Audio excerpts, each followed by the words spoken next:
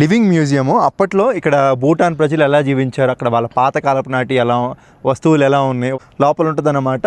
చాలా tourist attraction. ఖచ్చితంగా ఈ రాజధాని ఎవరైతే వస్తారో ఆ ప్లేస్కి అయితే వెళ్తారంట. So let's go.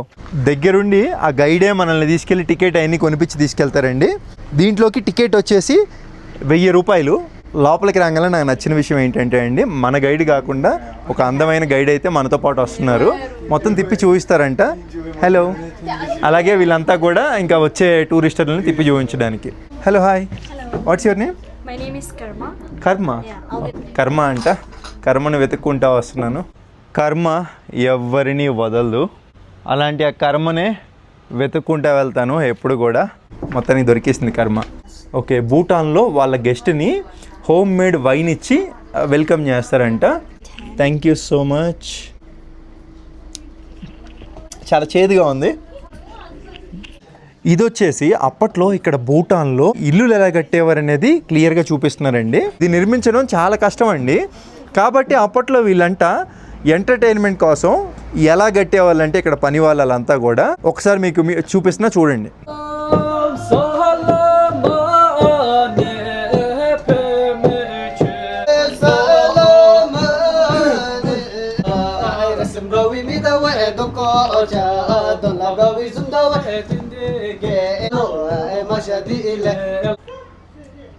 చూశారు కదా, అంటే కష్టమేం తెలియకుండా అట్లా పాటలు పాడుతూ చేసేవాళ్ళు. అంటే ఇలా చేసేవాళ్ళు అని చెప్పి మనకి ఇప్పటి వరకు మంచి పాట రూపంలో భూటాన్ స్టైల్లో చూపించారు.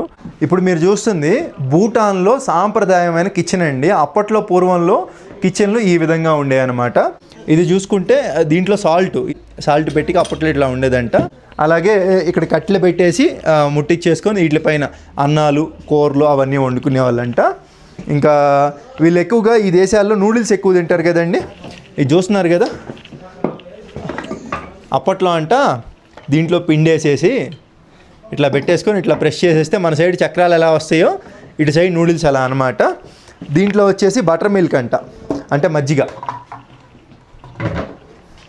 దీంట్లో వచ్చేసి బటర్ టీ అంట.